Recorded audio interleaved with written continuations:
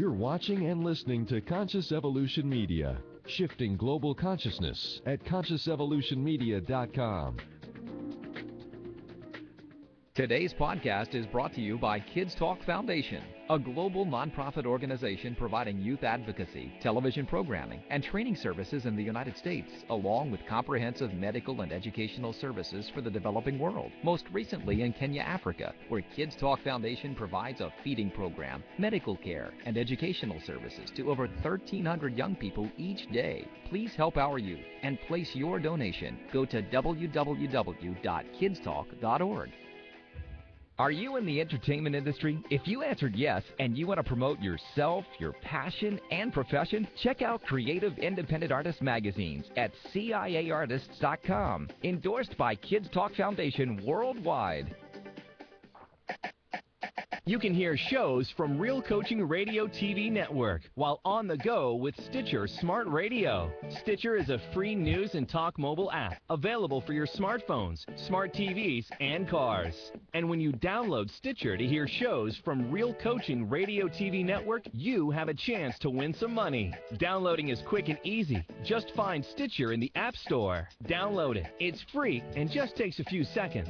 Then, during registration, hit the promo code box and enter RCRN to get automatically entered to win $100. The latest episode of the shows will be waiting for you in your favorites. You'll get access to lots of other amazing shows too. Always available to you on demand. No syncing. It's Stitcher Smart Radio. Don't forget to enter promo code RCRN when you register at www.stitcher.com/RCRN.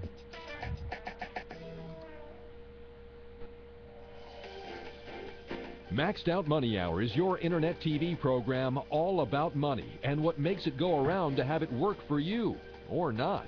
Host Ninan and Coach Steve will be featuring informative interviews with financial companies, CEOs, and executives, providing insights into the financial world and their products, services, operations, and an outlook for our financial future.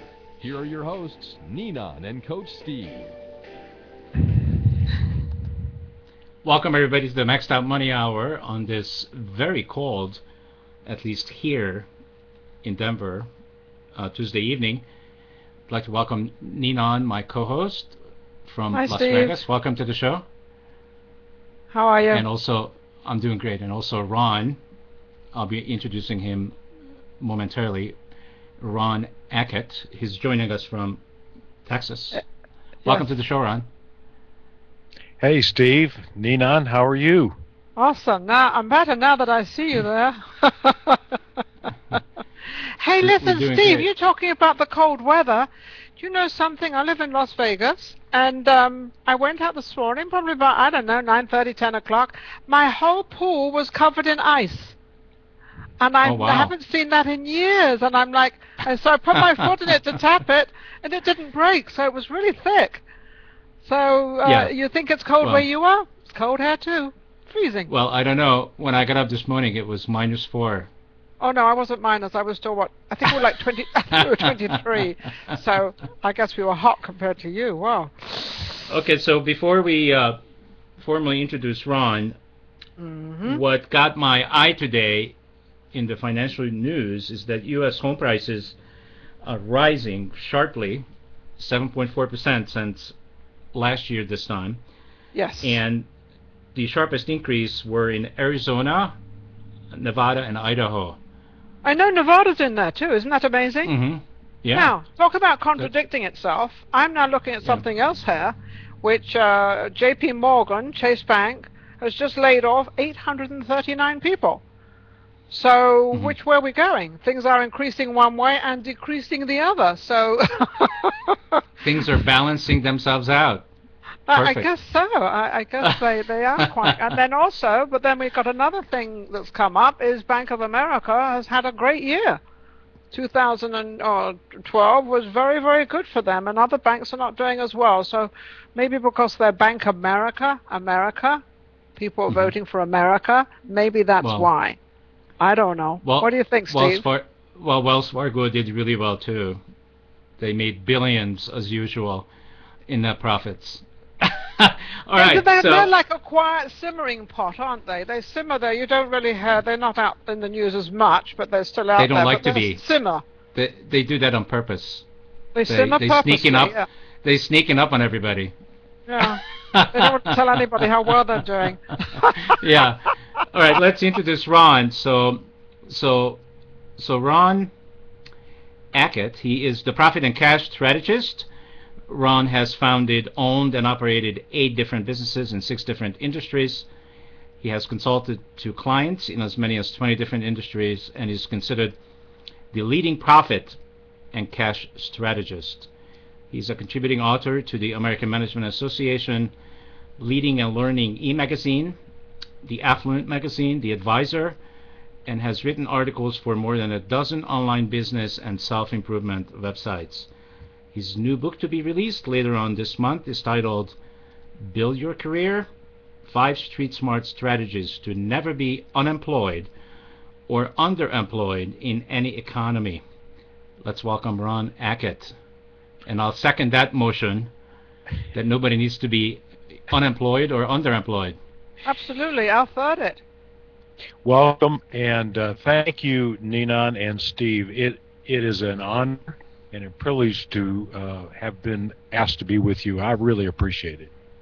Well, you've got such an interesting life, and you've done so much in it, and you're in just sort of down our alley as to what's going on with the money situation out there. It is a challenging time, and but there are certainly strategies and tactics to deal with what's going on. Yeah. Do you think things are just as bad out there as they publicize, as the news media brings out? Because I've been listening to a lot of the news media lately of them, whether they're telling the truth or not, or whether they're exaggerating on their news. How do we believe all that? Well, it's tough to believe all that, certainly, but the realities are that there are certain things that are maybe even worse than what we're hearing in the news.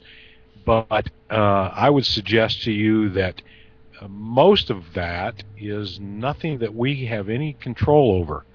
But there are ways to certainly deal with the realities that are going on economically, not only in the United States certainly, but nationally as well. I had a coaching call earlier this afternoon with one of my coaching clients in Romania.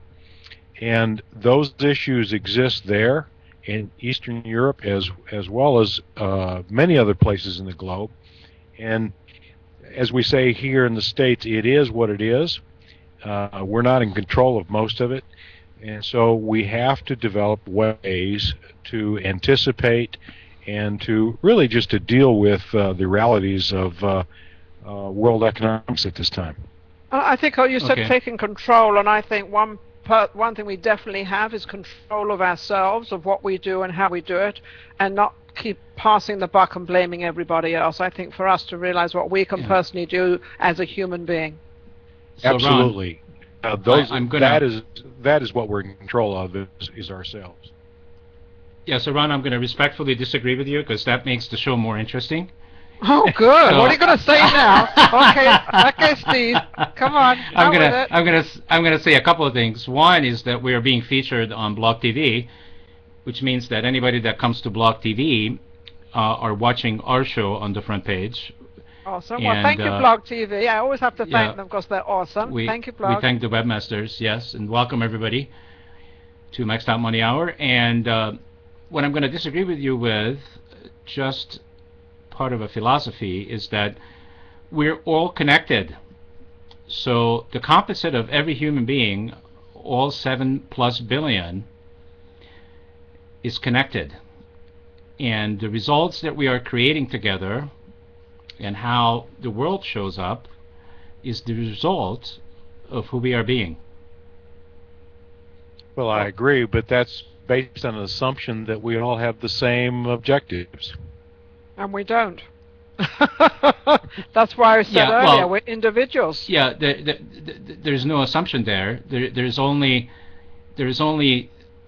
my understanding of there's only two ways of being. We're either being conscious or we're being unconscious. And unfortunately, black or white with you, no gray, huh? And unfortunately, a lot of human beings are being still unconscious on this planet.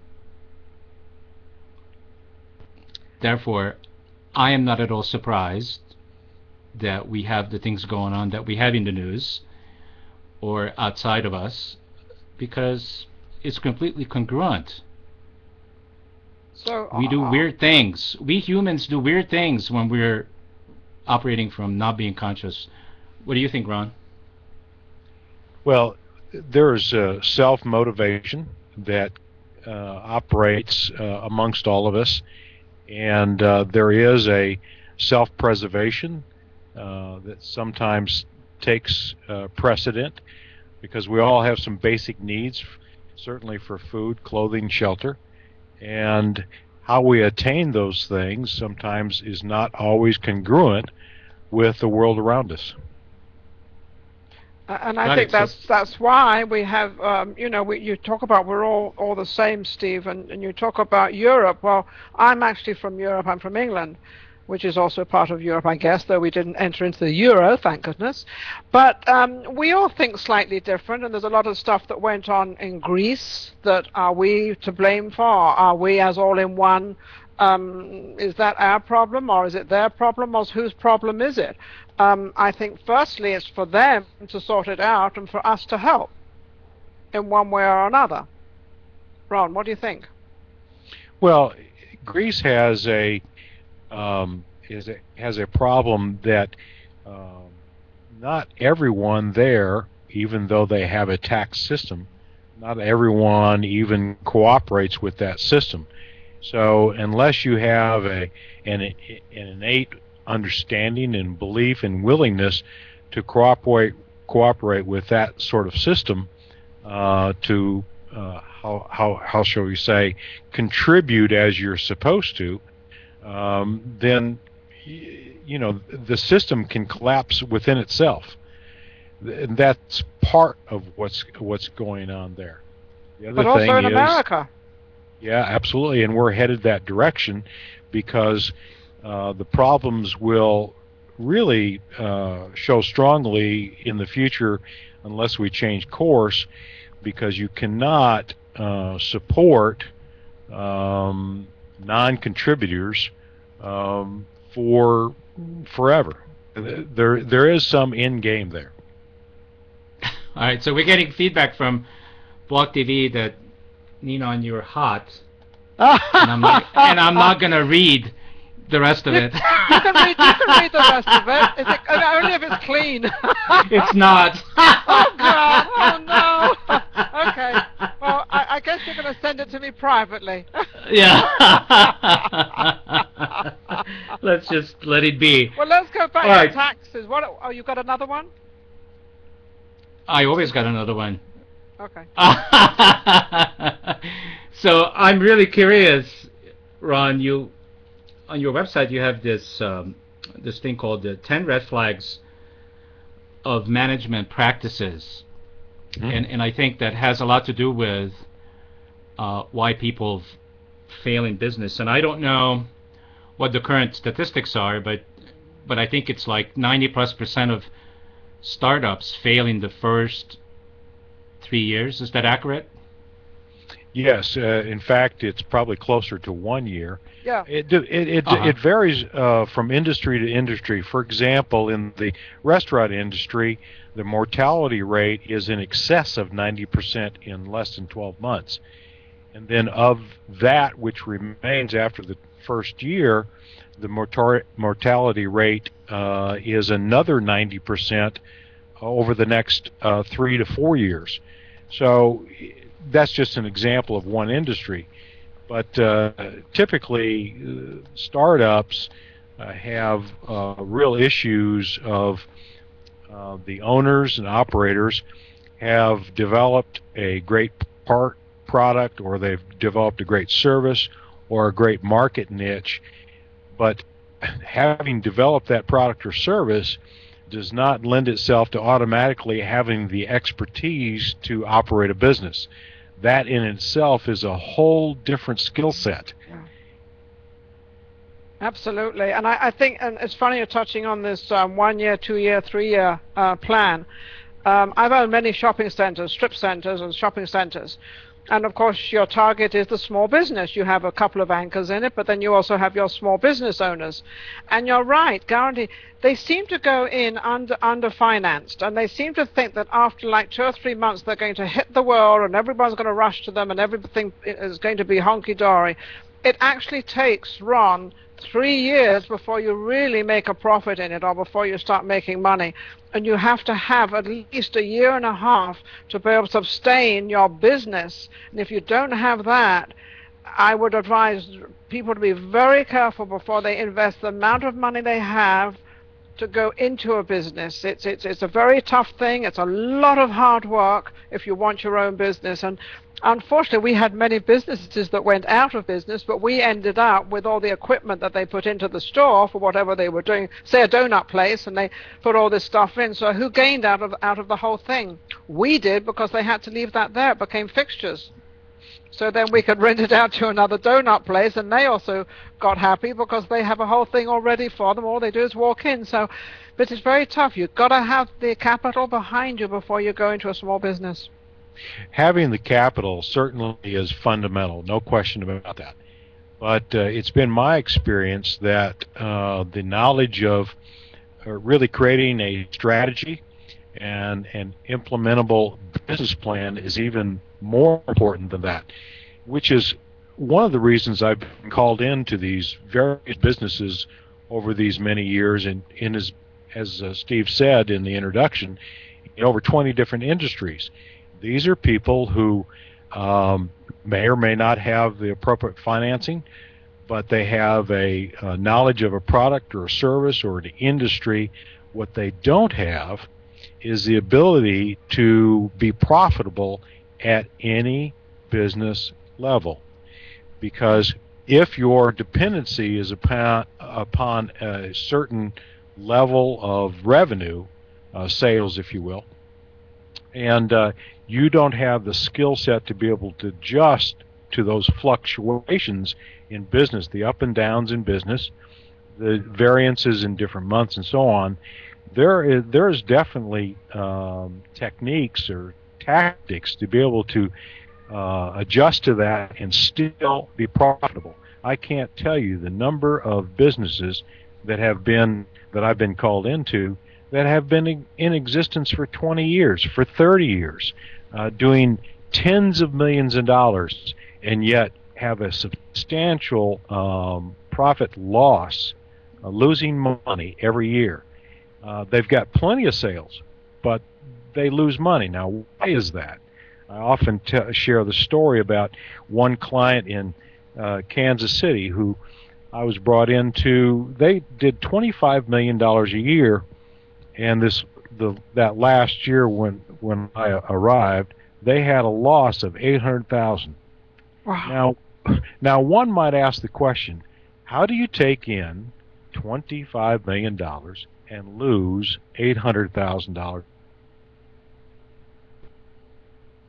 Had grown to a place where that was beyond their knowledge and skill set. And I've been fortunate in my life to learn that other part, if you will, before I ever went into business. And that skill set enabled me to own businesses in 8 different businesses in 6 different industries, because the knowledge and abilities that one must have to operate profitably and have cash surplus in order to expand and grow a business, that skill set is not based on your knowledge of the industry, product, or service. Well, don't you think, Ron, that's because... Don't you think that's because the reason why companies can lose money when they make $25 million is because nobody's watching the money? I mean, if somebody was watching the money, where it's going, they probably don't even know where it's going. Well, Steve, funny you should mention that. That was part of the problem. These folks had accounts receivable into the hundreds of thousands of dollars, and there were, some of which was over 60, 90, 120 days old. Ninan brought up the donut shop business. Well, I could tell you that I don't know anything about donuts, but I could own a donut shop tomorrow and operate it very profitably. Absolutely. But you couldn't make the donuts. He doesn't have to. It's already made. Even the ones with the hole in it. Cheapest guy I rest my case. cheapest guy in the entire world was the guy that made the donut, because he used to be able to make an extra donut with all the holes he'd put in the donuts. The dough he took out, he made an extra donut. But what I was going to say to you about these businesses is the business grows, but the people that are running the business don't grow with it. And they don't understand it. They've got this set mind, and they've stayed on that set level, and the business has grown, and they've stayed here, and they haven't actually anticipated, or they didn't anticipate this, and they're probably not even aware of how much money they're losing until you come along and you explain to them. They probably think they're losing a little bit, but then you come along and you explain to them. Is that because people just don't grow with their business? Yes, that's a big part of it. Most of their, how should I say, training or advanced education stops when they leave school. And many of the business owners that I've worked with over these years have tremendous amount of knowledge and ability to have started a business, had a great product and service in a particular industry where they had knowledge and skills, and they make a lot of money in the beginning, so they keep growing and keep growing, and eventually the business outgrows their ability to really operate the business. Even a person like myself with many degrees and having owned all these businesses and so on, I still invest in myself. I spend over 160 hours a year in attending advanced education. I have a personal coach. I actually invest in myself because I never want to be behind in either my knowledge set, my mindset, or my skill set. And so to continue your professional education, assuming it's the right kind of professional education, is imperative. And most business owners at some point that stops. And or this is a biggie right here. They listen to the wrong people. I have personal experience in that area. Back, I think it was my second business, I had grown it to the point where I could expand to other cities. And unfortunately, my CPA and my banker combined, it ended up being a big mistake listening to those folks. It ended up costing me hundreds of thousands of dollars. And may I ask you, why did you listen to them? Well, you thought they were good? Yeah, because there is this assumption that people with initials behind their name, or because they work in a financial institution, that they have this knowledge that they should impart onto business owners that would be good advice, or that's perceived by the business owner that they know more than the business owner. And I can tell you from personal experience, and even experience to this day in dealing with clients across this country and internationally, that simply is not the case. Yes, is I that agree. why you have the 5 street smarts? I agree with that. Because street smarts is the best thing in the entire world. No. That's right. That's why the subtitle to my book starts with 5 street smart tactics. As an employer, most all of my adult life, I have been very employee oriented in terms of their career. In other words, being really interested in themselves, in my employees, and their career development. There's certainly a level of employees who have no interest in career development. But I found as an employer that when I shared interest or expressed interest in their personal development, their contributions to my company were increased. Yeah, their personalities, different personalities. But I think it's better to get more out of people when you're nicer to them and you actually engage them in your business, I mean, to the extent you want to, rather than keeping everything and keeping them just at their job. But I think when you start engaging them and you start sort of being a little bit sort of, conscious with them, I think you get far more out of them, and I think they have far more respect for you as the CEO, whatever your title is, and do more for you. And I think it's, because they're human as well. Absolutely. After selling one business about 18, 19 years ago, I got many calls from many employees. There was over 100 employees in that company that I owned, and most all the calls, many of them said, I didn't always like you, but I always respected you.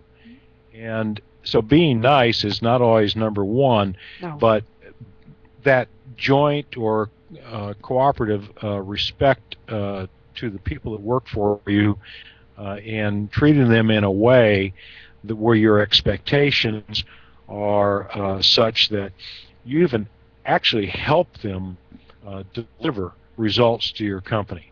And when you express that interest in a real fashion, I did, at least it was my experience, that many of them contributed to the profit and cash of our companies in a grand way. Okay. Ron, just wanted to share with you that people in the chat room in Block TV want you to run for president. So You could. I mean, you could, Ron. They say, this is a smart guy. Let's put him in the office, in the Oval Office. Well, thank you for stroking my ego. You're welcome. And personally, I think I could probably do a better job.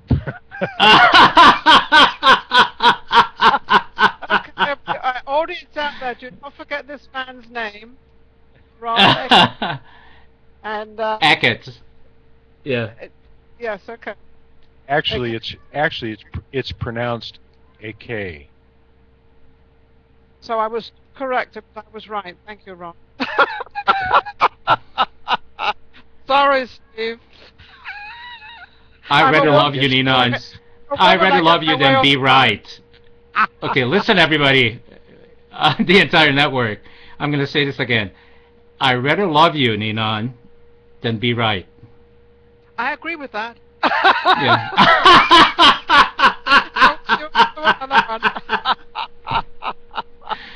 Okay, so I'm feeling that we're going all over the place, so I'm going to attempt to put some structure around our conversation, if that's okay.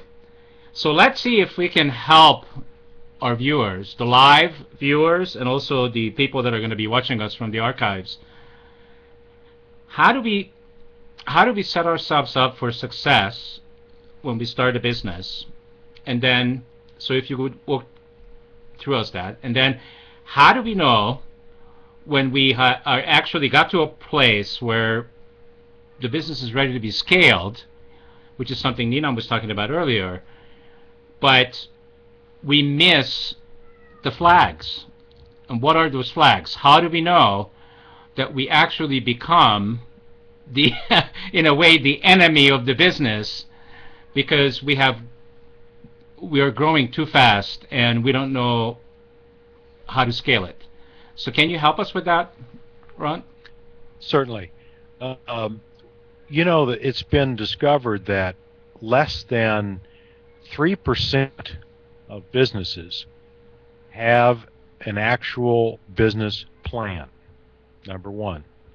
Number two is out of that 3%, less than 1% actually have the plan written down.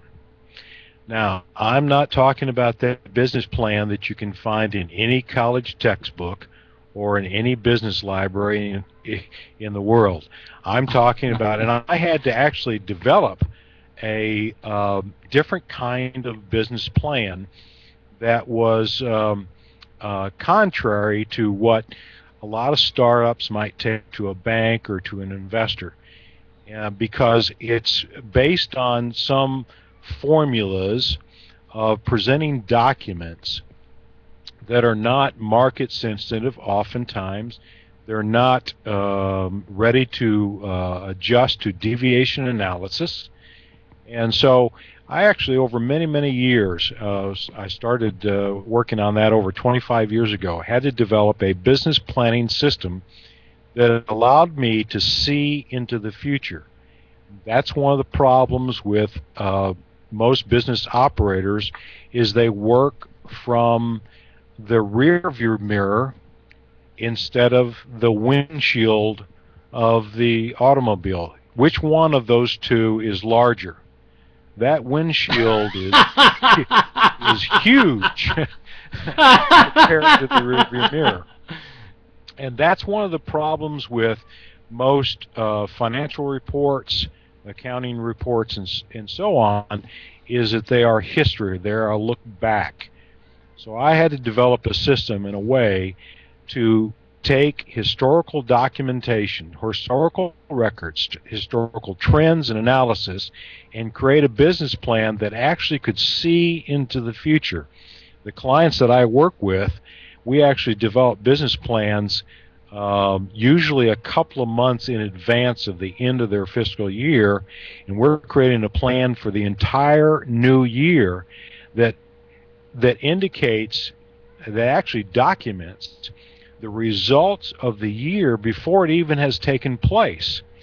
That is, with contingencies as well. That's why I've developed a thing called the deviation analysis report, where it's created on a periodic basis, whether that's weekly or monthly, so that you get to adjust going forward, not backward. You get to adjust forward going into the new period, again, whether that's a week or a month or a quarter or a year, to adjust to those deviations to assure that you are going to finish that fiscal year with the profit that was created in the plan to start with.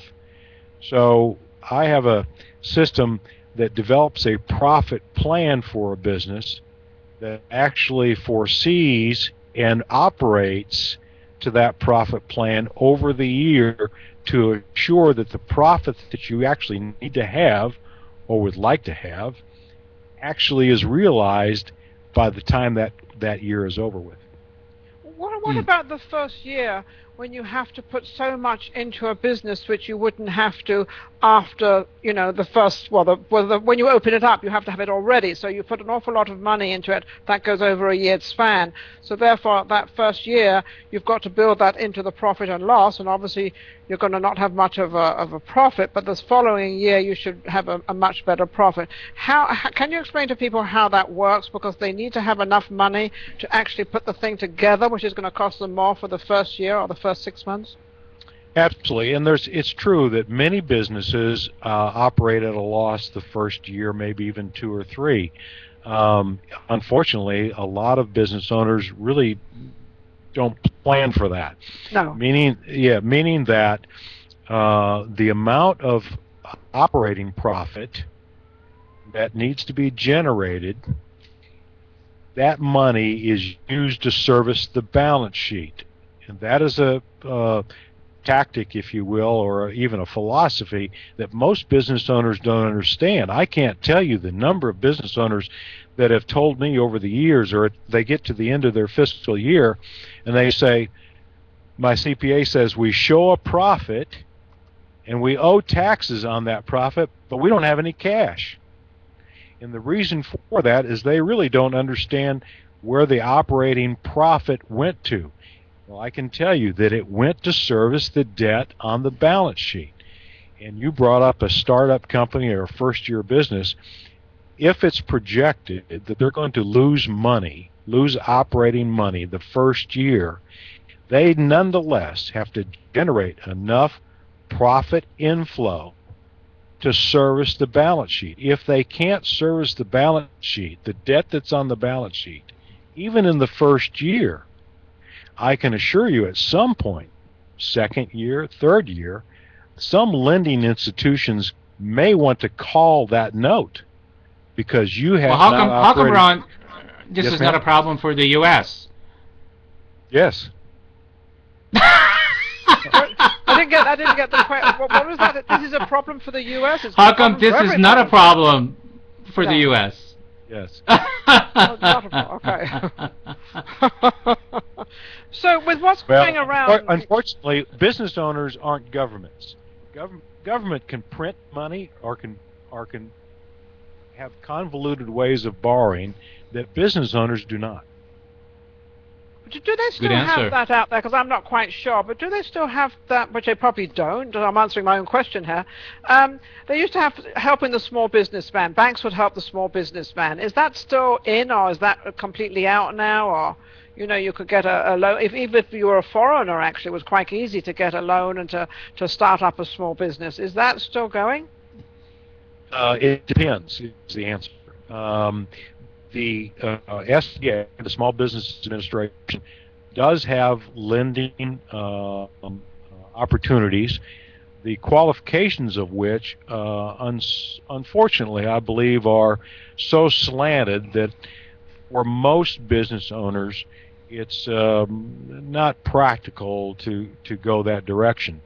The other thing, too, is that banking, over the last few years in particular, has changed so much that unless you have the wherewithal, in other words, the net worth, liquid net worth, cash, all right, to start up a business today without that is almost impossible. The banking regulations have changed dramatically over the last 3 or 4 years. And I note even today with clients that we cannot go get additional funding, loans, at banking institutions unless that business has operated at a positive profit, sometimes for a minimum of 2 years, sometimes more. So if you've operated at a loss and you need money, there's no bank out there that necessarily is enthusiastic about loaning you money. The exception would be is if you had such a pile of assets that they could attach as collateral. If you need it and you're desperate, go into the bank. It's different today. When I founded my first company, banking was very, very different. Most of the bankers, especially the higher ups in the business lending department, most of those folks were business owners themselves or had business experience, and so they invested in you. They invested in ideas. They invested in good business opportunities. Today, those bankers, for the small businessmen especially, those bankers don't exist.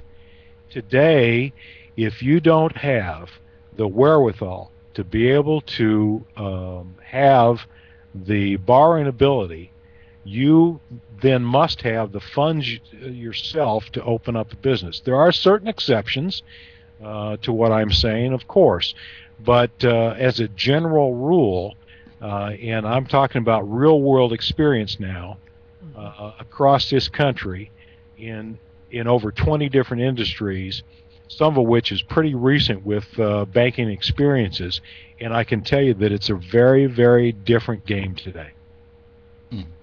Okay. I agree. All right, so I feel like I've been talking with a couple of bean counters, but of course that's natural because that's what Ron does.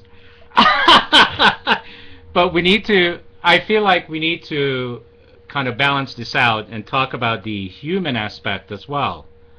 So let's take Ninan's example at the beginning of the show, the donut shop, right? So I decided to go start a donut shop, and I'm going to be making the donuts. But then I become fairly successful, and people are standing in line to buy my donuts, and I can't make them fast enough. So I got to hire staff. Isn't it true that, Ron, that one of the biggest challenges in business is when a business owner comes to that conclusion that I got to hire other people because now you got to have a skill that a lot of people don't have. How to get the right people into the right positions. What do you how do you feel about that, Ron? Well, I actually run into this quite often. This goes back to the planning aspect. This donut shop owner, for example, that line that you referred to, people standing in line, that line didn't happen overnight. That grew over a period of time, and unfortunately most business owners, and it gets back to the planning aspect again, that knowledge of growing the business or increased business, people standing in line, as you said, that anticipation should have been part of the business plan for the new year. But it doesn't happen that way. They wait until they need bodies, and then they operate in a panic, going out and getting just bodies to fill positions because they need help. And unfortunately, they end up with the wrong people. So in your business planning, if you anticipate those needs, that gives you time to find the right qualified people. The other problem there is business owners don't really create the position criteria, what we call here a position description, not a job description, a position description. They don't create that in advance. And even if they have one, they hire sometimes a person who can't fully fulfill that position description. So what do? Instead of getting the right person, they change the position description to fit that person. In other words, wrong. Yeah, that's wrong. Yeah, that's what we call here lowering the standards.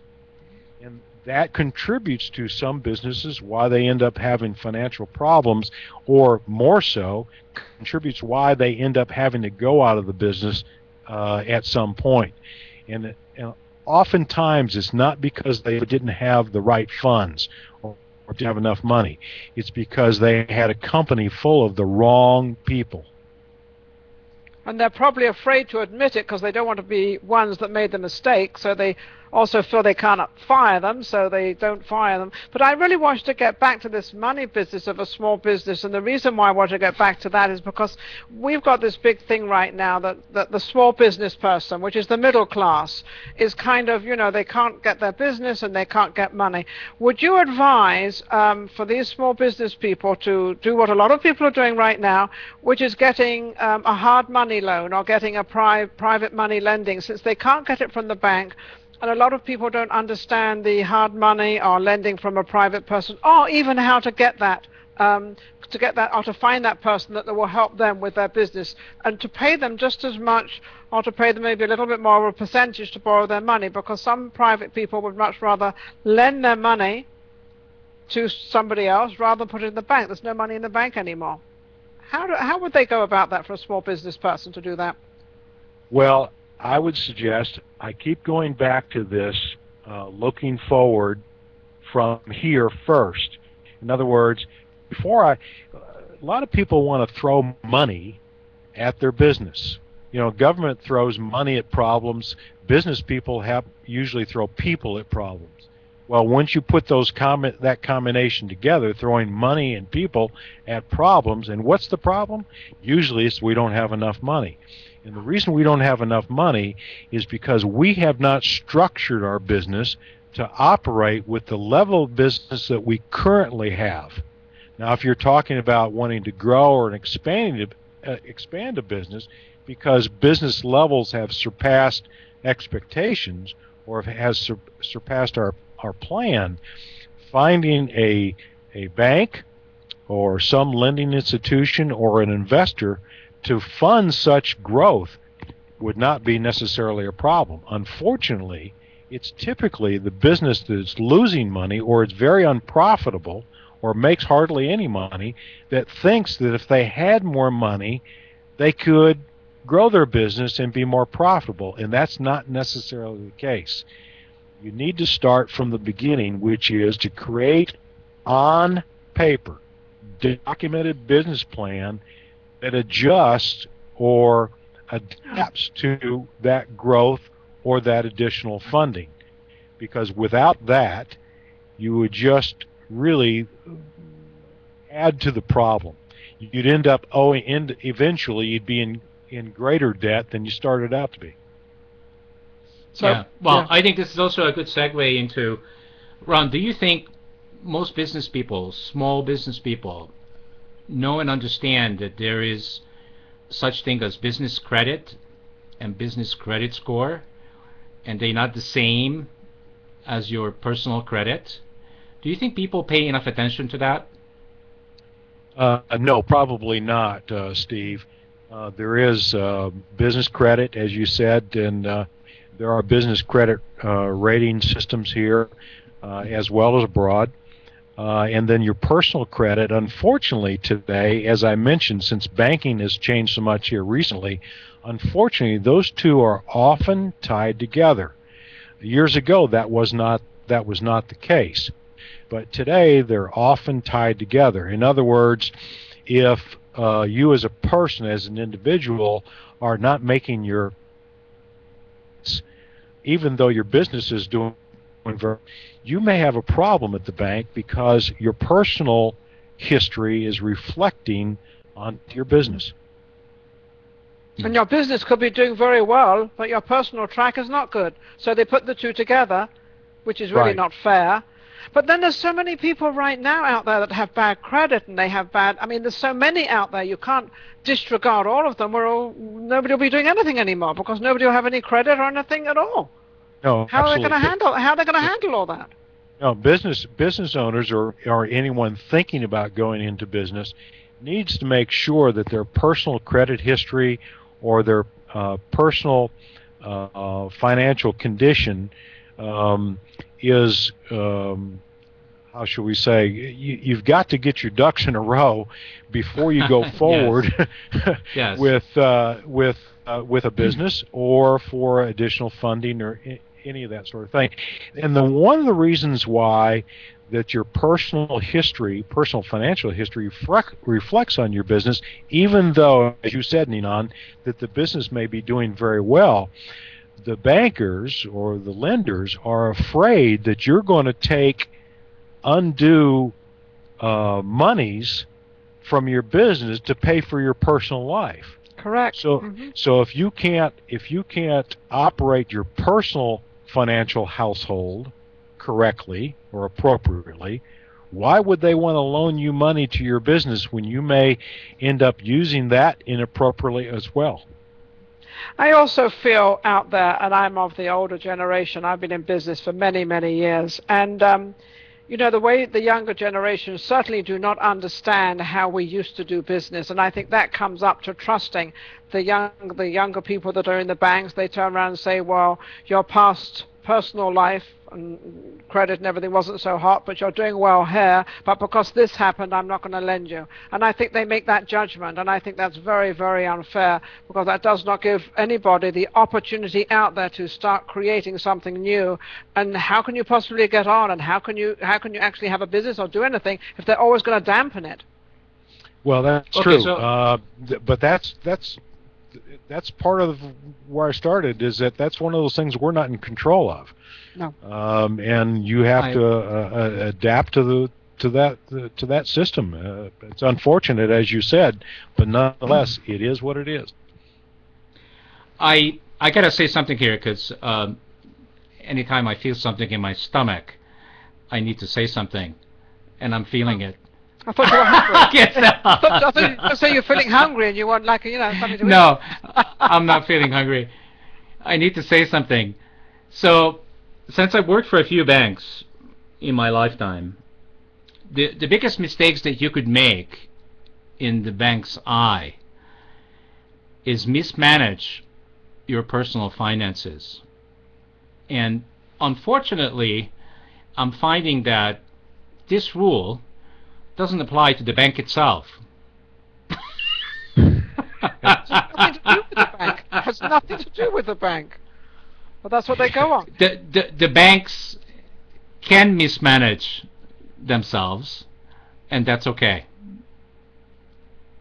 So, Ron? Well, Answer. Steve's correct. Recently, we've had incidences of how should I say, certain departments or certain operations of a bank that might have been mismanaged. And it is true that it seems that they do not pay the penalty that you and I might have to pay. And they're going through it right now with the foreclosures. Look at what is this foreclosure thing? They've got all this money. They've wrongfully foreclosed on property, and now they've got to sort of re-put all this back together again and come out looking like, like little angels, which will never happen, I hope, because they've put a lot of people in jeopardy that have lost their homes that had no reason to lose their homes, just regular families. And that's the sad part about it, that people built up their whole, their career and everything and bought this home and then went underwater, and then the banks foreclosed and took it away from them. I mean, there's thousands of people just in America, never mind anywhere else, that have gone through that, and that is very sad. That can never be mended. No, it would be, I'm not smart enough to know how it could be mended, frankly, but it's, as you stated, Ninan, it's very, very unfortunate, and I believe that for such a common person as myself, I look back on it and say that it could have been prevented. Oh, easily. Easily. There was no reason for that. I mean, when they put a house in foreclosure and then they sell the house at foreclosure price, they could have given that house just as much as the family could have kept the house. You mentioned being kind of old school, and I'm kind of that way myself, and what has helped me out over the years is being able to know the difference between right and wrong and choosing right. Mm-hmm. Always. It always rises above the water. Always. Always. Wow. Steve, I know that Ron was talking a little bit about having good credit and everything. Mm-hmm. Do we not have a credit company that are sponsoring us? Actually, a word. I was just about going to say this, and hey. Beat you to it. You beat me to it. Wouldn't be the first or last time. Will not be the last, I can assure you. A word for our sponsors. Our sponsor is creditcleanup.com. Ron, I can't think of a more responsible act from individuals in this country than to clean up their own credit. I just can't think of anything that would really show action, not just in their lives, but in everybody's lives. If the 42 million people that have less than 620 credit scores in this country would actually do something about it and be responsible and clean it up, this country would change, within a year. Our financial situation would change. Yes, sir. You're right. That's them taking responsibility of themselves. Yeah, absolutely. And that's the only way I know. The government is not gonna clean this up. Well, I'm not going to go into politics, but that's just like politics. When something comes in and we all say, "Oh, why did this happen? And why did that?" Well, why don't we all speak up and do something about it? Hello, Yeah. We blame it always to have somebody else to blame, and it's really ourselves to blame. Yeah, I want to highly recommend that if you feel, anybody that's listening and watching, feel that you got some marks on your credit, go to creditcleanup.com, and now you can actually sign up on your own. You don't need to speak to a credit counselor unless you need to or want to. And I'm finding, interestingly, doing this show for a long time now, is people are really embarrassed, Ron, talking about their credit, especially when it's bad. Why? Well, I can empathize, or at least understand why they would be embarrassed about talking about their credit if it is bad. But for me, what I would want to hear from that person is, yes, it's bad, but here's what I'm doing about it. Correct. Yeah. Exactly. That's exactly what I wanted to hear. So we are not our credit score. We are much bigger than our credit score. if you got a low credit score, that's just a bump in the road, and you can take care of it. Go to creditcleanup.com and do something about it today. Absolutely. Ron, what would be your because we're coming to the end of the program, what would be your message out there that you would like to give? And I'm directing this to the small business person, because that's a big concern to me, because I know there's a lot of people out there that have got a little bit of money and would like to go into a business but a little bit unaware. And it seems like the whole way through the program you have definitely said you've got to have a plan. You have to have a focus and a plan. Can you elaborate on that a little bit for our audience? Yes, not only the focus on success and your desire to achieve, but I want to make sure that everyone understands that the plan that I'm talking about is a series of documents. Plans that I create for clients can be 100, 150 pages long, that covers every aspect of the business, everything from sales to marketing to operations, G&A, all those functions within a business, how they're going to operate and how they plan is done in advance, so that you have a map, if you will, to operate your business not only on a day-to-day basis, but a week-to-week, month-to-month, and pretty soon the year's over with, and you've made the profit and have the cash available that the plan was developed to deliver. Yeah, even if they don't have a 300 or 400 page plan, I think they could also do it much smaller. So as small business people, don't get frightened out there that you have to make this great big plan, but at least have a plan for a small business. If you're going to be into back to the donuts or hairdressing, if you're going to open up a hairdressing, have a plan of how many people's stools you're going to have in there and how much money you have to spend, and this is going to, the basins are going to cost this, water coming in is going to cost that. Make a plan of exactly what it is. It doesn't have to be humongous, but at least have a plan of what you need to do and the financial status of what it's going to cost you. And you can start going around. The internet's the greatest place to get bargains and to find out who's the best place to buy what or whatever you need. But I think that they don't have to have an extravagant plan, but at least they must have a plan, as Ron was saying. Yeah, right, you're correct. The size of the plan is not what's important. It's having the plan and having it documented. That's what, yes, where most fall down, is that they have not done the correct planning, documented, and calculations that are required to foresee a business operating profitably.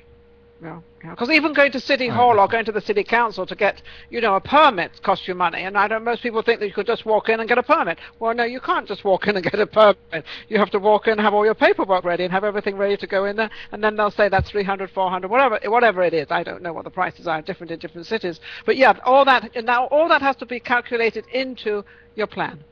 Yes, sir. Yes, ma'am. Absolutely. Yeah. All right, Ron, mention your website or any other contact information you want to leave on the show for people to get a hold of you.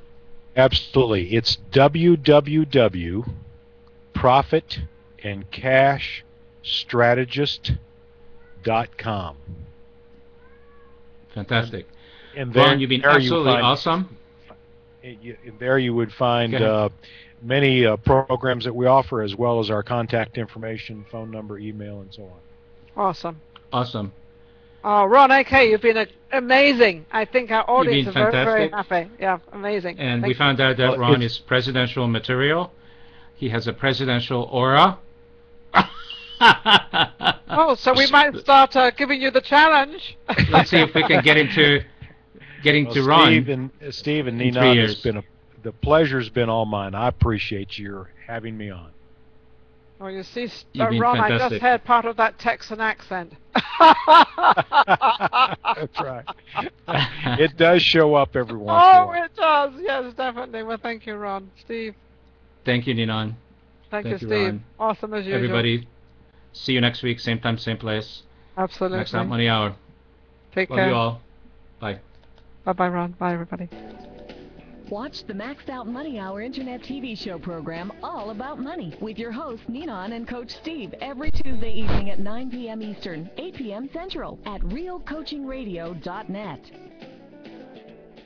Today's podcast is brought to you by ObesityHotline.com, the silent killer, providing support and encouragement in the prevention of this rising epidemic. Featuring the Body by Vi Challenge. Is there a quick answer to the question? Go to www.obesityhotline.com. You're watching and listening to Conscious Evolution Media, shifting global consciousness at ConsciousEvolutionMedia.com.